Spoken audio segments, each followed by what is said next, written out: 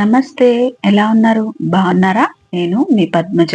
ఈరోజు నేను మీకు ఈ వీడియోలో కొత్తిమీర టమాటా రోటి పచ్చడి చూపిస్తాను. విటమిన్ సి ఇంకా ఐరన్ శాతం ఎక్కువగా ఉండే కొత్తిమీర వింటర్ సీజన్ లో మనకి ఎక్కువగా దొరుకుతుంది. కాబట్టి ఈ కొత్తిమీర తోటి రోటి పచ్చడి చేసుకున్నామంటే వేడి వేడి అన్నంలోకి చాలా అంటే చాలా బాగుంటుంది. ఎంతో రుచిగా ఉండే ఈ కొత్తిమీర టమాటా రోటి పచ్చడిని ఇప్పుడు ఎలా తయారు చేసుకోవాలో చూద్దాము.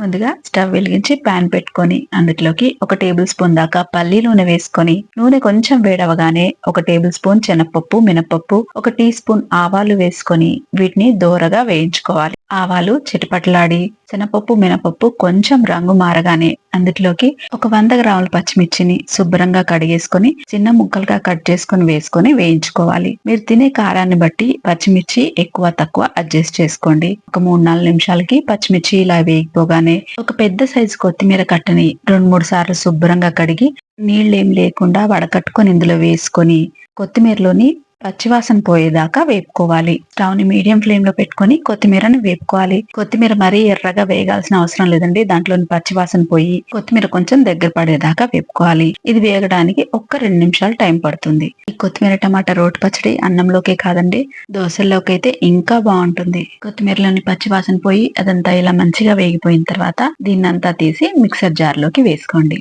ఇప్పుడు ఇదే కడాయిలోకి ఇంకొక టేబుల్ స్పూన్ నూనె వేసుకోవాలి. నూనె వేడవగానే అందులోకి 1/4 కేజీ టమాటాల్ని ఇలా పెద్ద ముక్కలుగా కట్ చేసుకొని వేసుకోవాలి.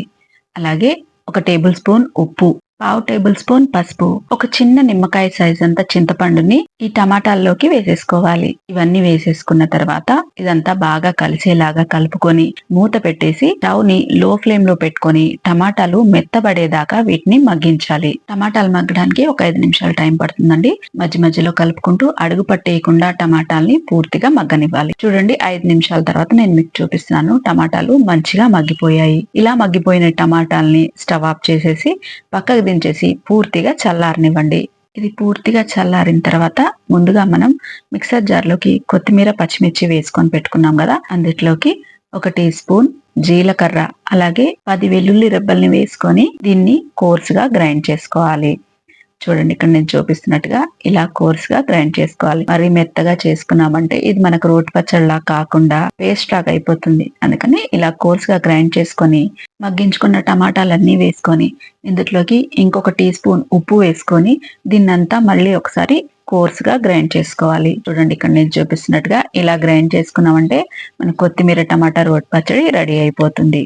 ఈ పచ్చడికి తాలింపు పెట్టకపోయినా కూడా చాలా బాగుంటుందండి. కానీ కొంచెం తాలింపు పెట్టుకున్నామంటే ఇంకా బాగుంటుంది. కడాయిలోకి ఇంకొక స్పూన్ నూనె వేసుకొని నూనె వేడవగానే 1 స్పూన్ శనగపప్పు, మినపప్పు, 1/2 టీ స్పూన్ ఆవాలు, 1/2 టీ స్పూన్ జీలకర్ర వేసుకొని ఇవి కొంచెం దోరగా వేగిపోగానే ఒక 2-3 ఎండుమిర్చిని ఇలా తుంపి ముక్కలుగా వేసుకోవాలి. ఎండుమిర్చిని మాడిపోకుండా వేపుకొని అందులోకి ఒక రెబ్బ కరివేపాకు వేసుకొని వేయించుకొని కరివేపాకు క్రిస్పీగా అయిపోగానే మనం రుబ్బి పెట్టుకున్న కొత్తిమీర టమాటా పచ్చడి అంతా కూడా ఇందులో వేసుకొని ఈ తాలింపు అంతా పచ్చడికి బాగా పట్టేలాగా మంచిగా కలిపేసుకున్నామంటే నోరూరించి కొత్తిమీర టమాటా రోటి పచ్చడి రెడీ అయిపోతుంది. వేడి అన్నంలో ఒక చుక్క నెయ్యి వేసుకొని ఈ కొత్తిమీర పచ్చడితో తిన్నామంటే అదిరిపోతుంది. ఎంతో ఈజీగా చేసుకుని ఈ కొత్తిమీర టమాటా రోటి పచ్చడి రెసిపీని మీరు ఒకసారి ఇంట్లో తప్పకుండా ట్రై చేయండి. నేను ఈ రోటి పచ్చడిలో పల్లీలు గాని నువ్వులు గాని ఏవి వాడలేదండి. అయినా కూడా దీని రుచి అద్భుతంగా ఉంటుంది. చల్లని వాతావరణంలో ఇలా కారకారంగా రోటి పచ్చళ్ళు నూరుకొని తింటే ఆహా, 4-5 ముద్దలు ఎక్కువే లాగించవచ్చు. ఎన్ని ఊరగాయలున్నా ఇలా రోటి పచ్చడి ఫ్రెష్ గా నూరుకొని తింటే ఆ రుచే వేరు కదండి. మీకు కూడా నా అలాగే రోటి పచ్చడి ఇష్టమైతే గనక లైక్ చేయండి, షేర్ చేయండి, అలాగే కామెంట్ చేయండి. ఇలాంటి మరిన్ని మంచి రెసిపీస్ కోసం నా ఛానల్ ని సబ్స్క్రైబ్ చేసుకోండి. మరో మంచి రెసిపీతో మళ్ళీ కలుసుకుందాం. అంతవరకు సెలవు. నమస్తే.